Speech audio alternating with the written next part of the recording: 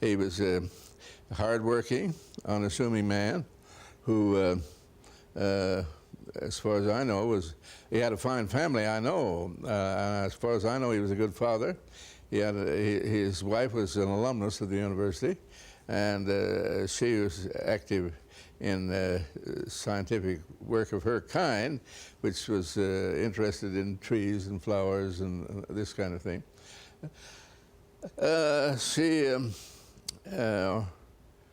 He was a man who was deeply interested in students, very interested in students, and interested in classical music. He had classical music evenings at his home on Sundays, and had students in, young faculty and students both in, and which he played classical records. Now, I suppose the idea of playing records is no longer, you no longer do that, but we did that 50 years ago, and he was a fine man, fine faculty colleague, greatly respected by the university community as a scholar and as a gentleman. He worked very hard, though. When he decided to do research, he worked very hard. Oh, he was intensely submerged in everything he did. He was an intense worker, and he worked very hard on his gall wasp research, and he worked very hard on this sex research. Kinsey's first two books were widely criticized by the scholars as being too statistical, saying that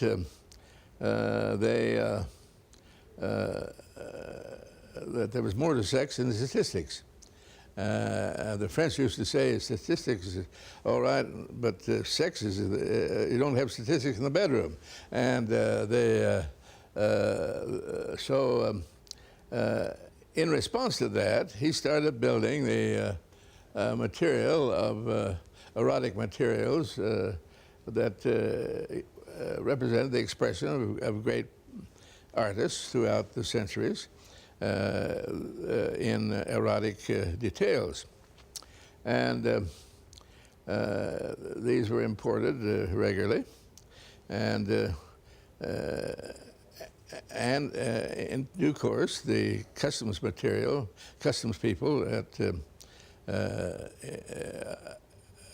apprehended one. They came to Indianapolis where they cleared customs, and the customs head of customs opened the material and, contrary to what is law, showed them to the press, and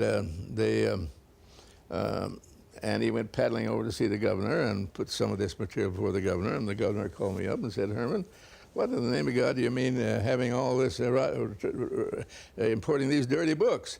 And I attempted to explain to him what the reason for it, but he just ranted, and he was so angry. I said, "Well, Governor, when you get cooled down, I'll talk to you," and I hung up on him. The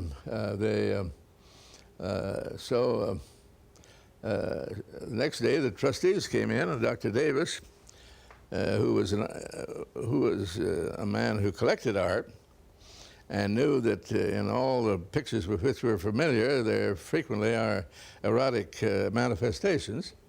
And so he said to me, although he was a Republican and the governor was a Democrat, he said, "Do you have any objection if I handle this?" And I said, "No." So he went over to the bookstore and bought a few copies of reproductions of Rembrandt's and this kind of thing, pictures we all are familiar with. And the next Monday morning, he walked in to see the governor, and he laid them out on the governor's desk and said, "Now, Governor, I want to show you the erotic manifestations." And he'd point out these various things. After a while, the governor laughed and said, "Oh, hell, get out of here." That's the last we ever heard of it. But we just happened to have a trustee who was a physician, a highly reputable man, who also knew art, and was willing to make the effort, take time from his busy practice, to handle this matter. And of course, the governor had appointed him to the board, and the governor trusted him, and we all trusted him. Anybody would trust him.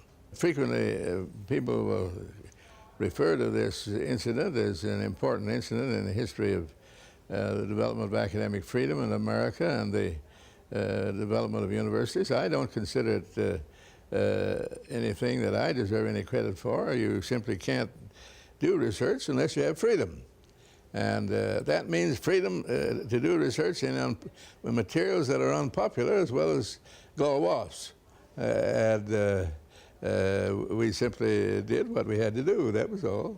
The majority of the faculty and students supported him in his studies. They supported the idea of a scholar being free to investigate anything he wished to. There were a few that were uneasy about the study. They took the point of view of the scholars elsewhere that the subject was not, couldn't be quantified and was not a proper study for the university to be making.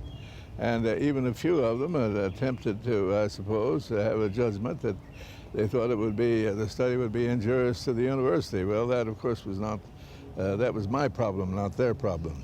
Indiana University stands today, as it has for 15 years, firmly in support of the scientific research project that has been undertaken and is being carried on by one of its eminent biological scientists, Dr. Alfred C. Kinsey.